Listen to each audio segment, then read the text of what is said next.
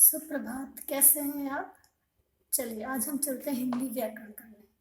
हिंदी व्याकरण में आज हम करेंगे पाठ 4 शब्द विचार या शब्द रचना। ठीक है, शब्द क्या होते हैं? हमें ये पता है कि ध्वनि से वर्ण बनते हैं, वर्ण से शब्द, वर्ण से पद बनते, शब्द बनते हैं, शब्द से पद और उन्हीं पदों से वाक्य बनते हैं। वर्णों का कोई सार्थक अर्थ नहीं होता, बस वो एक ध्वनि जैसे काम में लिए जाते हैं। लेकिन शब्दों का सार्थ अर्थ होता है और उन्हीं शब्दों को अगर हम सार्थक तरीके से लिख दें, सही तरीके से लिख दें, सीक्वेंसली लिख दें, तो वो एक वाक्य बन जाता है। ठीक है, तो शब्द क्या हुए? वर्णों का सार्थक समूह को शब्द कहते हैं। यानी अगर हम वर्णों को प्रॉपर अरेंज करते हैं, जैसे क म ल, तो ये बन गया कमल। और अगर हम क न प च ट कुछ भी लिख दें तो वो एक सार्थक शब्द नहीं बन पाता है। इसलिए जो वर्णों का सार्थक समूह है, जो उसमें सीक्वेंस आ जाती है, तो वो एक शब्द कहलाता है। लेकिन अब शब्द भी बहुत सारे तरीके के होते हैं, एक सार्थक और एक निरर्थक शब्द। सार्थक शब्द वे होते हैं जिनका कोई अर्थ निकलता है, और निरर्थक वो कहलाते हैं जिनका कोई अर्थ नहीं निकलता है। जैसे आप बोलते हो रोटी, अब इसका निरर्थक शब्द क्या है? बोटी, रोटी वोटी, पानी वानी दे दो, है ना।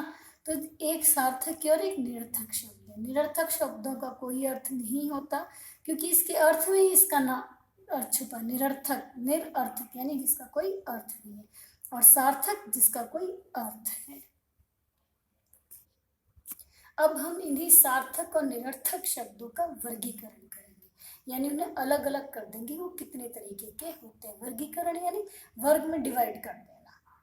ठीक है, देखिए शब्द 4 तरह के होते हैं। वर्गों के शब्दों का अगर हम वर्गीकरण करते हैं तो वो 4 तरह के होते हैं। उत्पत्ति के आधार पर, रचना के आधार पर, प्रयोग या व्याकरणीकरण के आधार पर, या फिर अर्थ के आधार पर। उत्पत्ति के आधार पर शब्द होते हैं तत्सम, तद्भव, देशज, विदेशी और संकर शब्द। रचना के आधार पर शब्द होते हैं रूढ़, यौगिक और योग रूढ़। प्रयोग के आधार पर शब्द होते हैं विकारी और अविकारी शब्द। विकारी शब्द के अंतर्गत संज्ञा, सर्वनाम, क्रिया और विशेषण आते हैं, और अविकारी के अंतर्गत क्रिया, विशेषण, विस्मयादि बोधक, संबंध बोधक और समुच्चय बोधक शब्द आते हैं। लेकिन विकारी शब्दों को आप चेंज कर सकते हो। संज्ञा, सर्वनाम को आप स्त्रीलिंग, पुल्लिंग, वचन में चेंज कर सकते हो, जबकि अविकारी शब्दों को हम चेंज नहीं कर सकते हैं। उन शब्दों का यूज हमें, प्रयोग हमें ऐसे कि ऐसे अपने वाक्य में करना पड़ता है। अर्थ के आधार पर शब्द विपरीतार्थक यानी विलोम शब्द, अनेकार्थक यानी एक शब्दों के बहुत सारे अर्थ, अनेक शब्दों के लिए एक शब्द यानी बहुत सारे शब्दों का एक शब्द, एकार्थक शब्द, श्रुति संभिन्नार्थक शब्द और पर्यायवाची शब्द। ये सारा हमने अपने पिछले कक्षाओं में पढ़ा है। ठीक है, आइए अब हम एक एक टॉपिक को दोहरा लेते हैं। सबसे पहले हम करेंगे तत्सम और तद्भव शब्द उत्पत्ति के आधार पर। तत्सम और तद्भव शब्द क्या होते हैं? तत्सम शब्द संस्कृत के शब्द जो कि ज्यों के त्यों हिंदी में प्रयोग में ले लिए जाते हैं, वे तत्सम शब्द कहलाते हैं। जैसे अग्नि, दुग्ध, अशु, अश्व, पृथ्वी, पूर्व इत्यादि। और तद्भव शब्द वे होते हैं संस्कृत भाषा से विकसित शब्द, यानी संस्कृत से बने हुए शब्द जो अधिकतर हिंदी में प्रयोग में ले लिए जाते हैं, उन्हें तद्भव शब्द कहते हैं। जैसे आग, किसान, बंदर, धरती, पूर्व, आंसू इत्यादि। ठीक है, फिर एक होते हैं देशज शब्द। देशज शब्द ऐसे होते हैं जो प्रादेशिक भाषाओं में यानी बोलचाल की भाषाओं में जो काम में लिए जाते हैं, वो देशज शब्द कहलाते हैं। जैसे खटिया, लोटा, लाठी, चटाई, खिड़की, ये सब देशज शब्द हैं। विदेशी शब्द जो बाहर की भाषाओं से, जो विदेश से हमारे यहाँ प्रचलित है, वो विदेशी शब्द कहलाते हैं। जैसे अलमारी, मास्टर, अक्ल, औरत, कारतूस, स्कूल, स्टेशन, ये सब इंग्लिश वर्ड है। कुली। ठीक है, फिर होते हैं संकर शब्द। संकर शब्द 2 शब्दों के मेल से बनता है, जैसे रेल गाड़ी, डाक घर, ये संकर शब्द कहलाते हैं।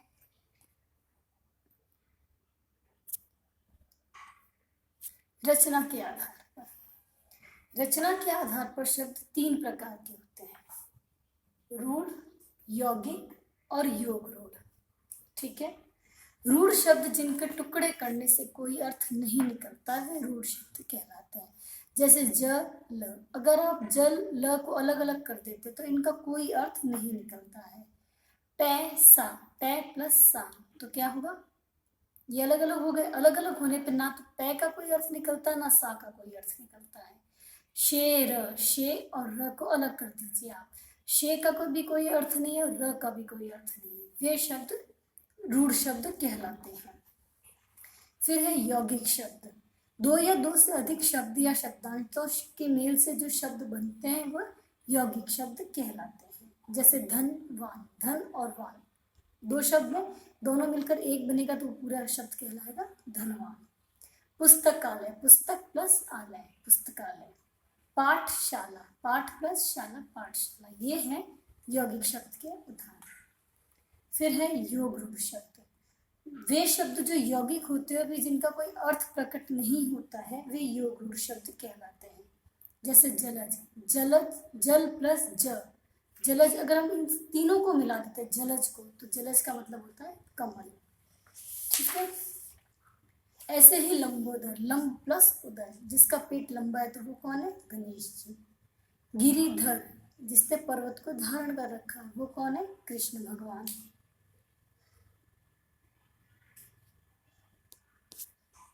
फिर है प्रयोग या व्याकरण के आधार पर। प्रयोग करने के आधार पर शब्दों के 2 भेद, विकारी और अविकारी शब्द।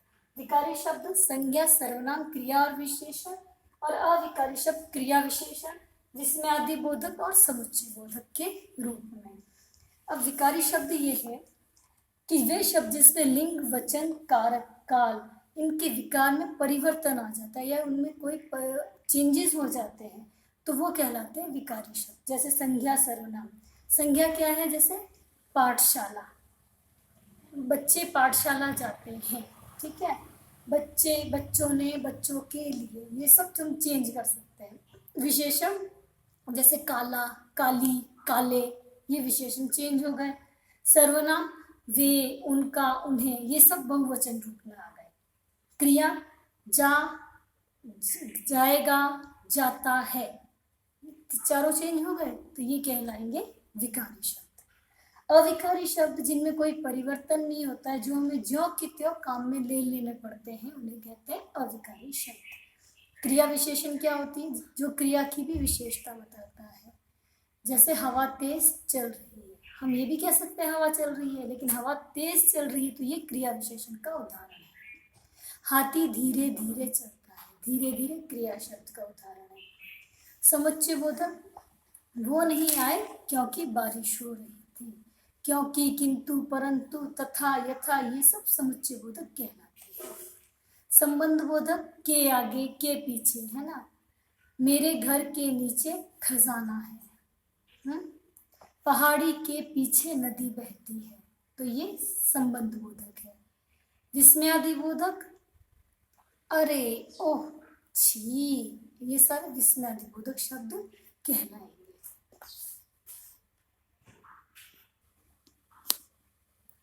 अर्थ के आधार पर, अर्थ के आधार पर विपरीतार्थक शब्द, अनेकार्थक शब्द, अनेक शब्दों के लिए एक शब्द, एकार्थक शब्द, श्रुति संपन्नार्थक और पर्यायवाची शब्द। इनका अध्ययन हम बहुत बार कर चुके हैं हमारी पिछली कक्षाओं में।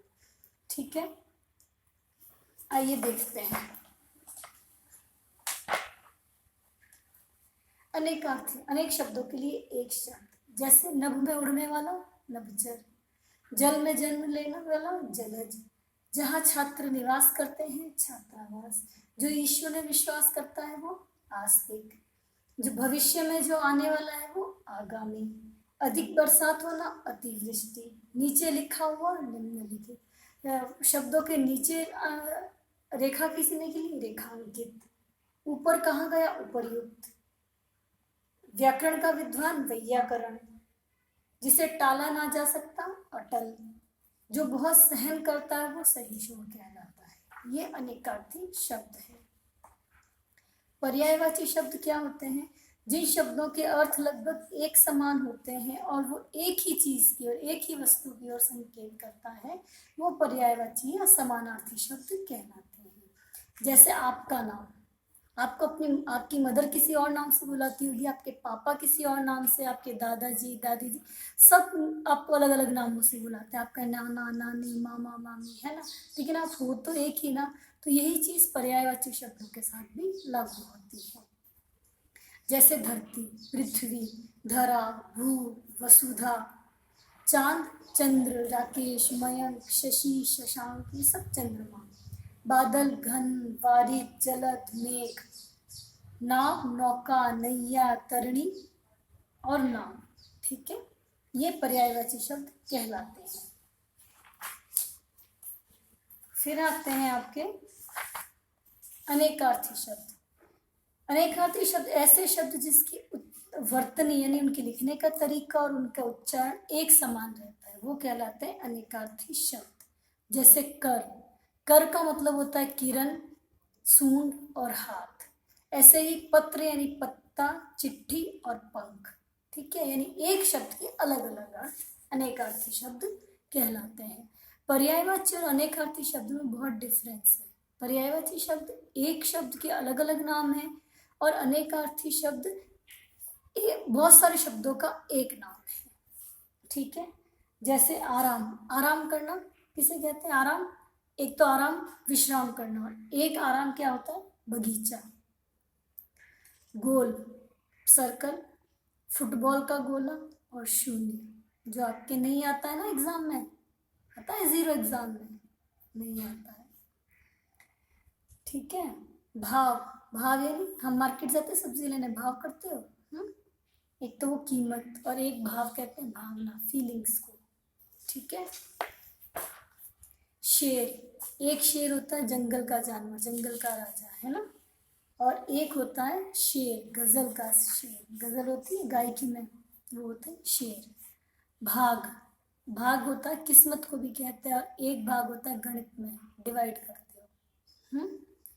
लाख, मैथ में करते हो लैख, 10,000 लैख, 100,000, एक संख्या। और एक होता है लाख, जिससे सील लगाई जाती है, जिससे बैंगल्स बनती है, वो लाख।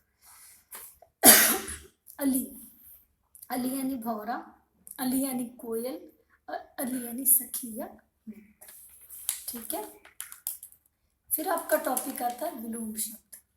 विलोम शब्द हम सबको पता है, घटना, बढ़ना, जड़, चेतन, अच्छा बुरा, ऊपर नीचे, आगे पीछे, ये सब विलोम शब्द के उदाहरण हैं। यानी विपरीत अर्थ देने वाले शब्दों को हम विलोम शब्द कहते हैं। फिर हमारा टॉपिक आता है श्रुति समभिन्नार्थक अर्थ, यानी एक ही शब्द को जो दिखने में, पढ़ने में, बोलने में एक जैसे लगते हैं लेकिन उनके अर्थ अलग अलग होते हैं। अंश यानी कंधा और अंश यानी हिस्सा। अन्न यानी अनाज, अन्य यानी दूसरा। अचार, पिकल जो आप खाते हो, और आचार यानी आपका व्यवहार या आपका बिहेवियर। और यानी तरफ, बाईं ओर चलना चाहिए सड़क के। और प्रश्न एक और दो में से करें। ठीक है, अरि यानी शत्रु और एक अरि यानी स्त्री को कहा जाता है। चिर यानी पुराना, चिरकाल से परंपरा चली आ रही है, यानी पुराने समय से परंपरा चली आ रही है। चीर, चीर यानी कपड़े, वस्त्र जो हम पहनते हैं। ठीक है, भवन, भवन यानी महल, राजा भवन में रहते हैं। और भुवन, भुवन यानी संसार, हम सब इस भुवन का हिस्सा हैं। ठीक है, पास यानी निकट, राम मेरे पास बैठा है। और एक पाश का मतलब होता है बंधन, चिड़िया पाश में बंध गई, बंधन में बंध गई। पवन, वायु, पवन हवा चल रही है, धीरे मंद मंद पवन बहती है। और पावन, गंगा जल पावन है, पवित्र है। ठीक है, फिर आता है आपका शब्द युग्म। शब्द युग्म सार्थक और निरर्थक दोनों तरीके का होता है। एक ही शब्द का एक ही अर्थ देने वालों को शब्द युग्म कहा जाता है। एकार्थक शब्द यानी होमोफोन, संधि, संधि यानी मेल होना, समझौता होना, दो राष्ट्रों के बीच संधि हो गई, और मेल किसी से दोस्ती बढ़ाना। कुछ ऐसे शब्दों के अर्थ समान होते हैं और कुछ के बिल्कुल भी नहीं। अर्थ और प्रयोग की दृष्टि से में बहुत मामूली सा अंतर होता है, इन्हें हम कहते हैं एकार्थक शब्द। अस्त्र, अस्त्र यानी फेंक कर चलाने वाला, और शस्त्र यानी हाथ में रख कर मारने वाला। ठीक है। अवस्था, जन्म से लेकर वर्तमान तक की अवस्था, और आयु यानी उम्र, पूरा संपूर्ण जीवन काल आपका।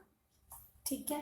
त्रुटि, त्रुटि यानी कमी हो जाना, और दोष यानी किसी पर ब्लेम करना।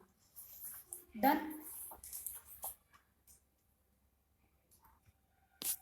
अब आप पार्ट 4 को पूरा पढ़ोगे बहुत अच्छे से, इन चारों टॉपिक्स को आप अच्छे से एक्सप्लेन करोगे, अच्छे से पढ़ोगे और समझोगे। उसके बाद आप इसका अभ्यास कार्य अपनी किताब में करोगे। ठीक है। फिर भी कोई भी आपको दिक्कत आती है इनको पढ़ने में या इनको समझने में, तो आप मुझे कभी भी फ़ोन कर सकते हो। बेटा ये टॉपिक बहुत इम्पोर्टेंट है आपके लिए, क्योंकि इसमें ऑलमोस्ट सारे टॉपिक्स क्लियर हो गए। ठीक है। तो आपको ये टॉपिक पढ़ना ही है, पार्ट 4। ओके। और भी आपको कोई भी हेल्प की ज़रूरत है तो आप मुझे कभी भी फ़ोन कर सकते हैं।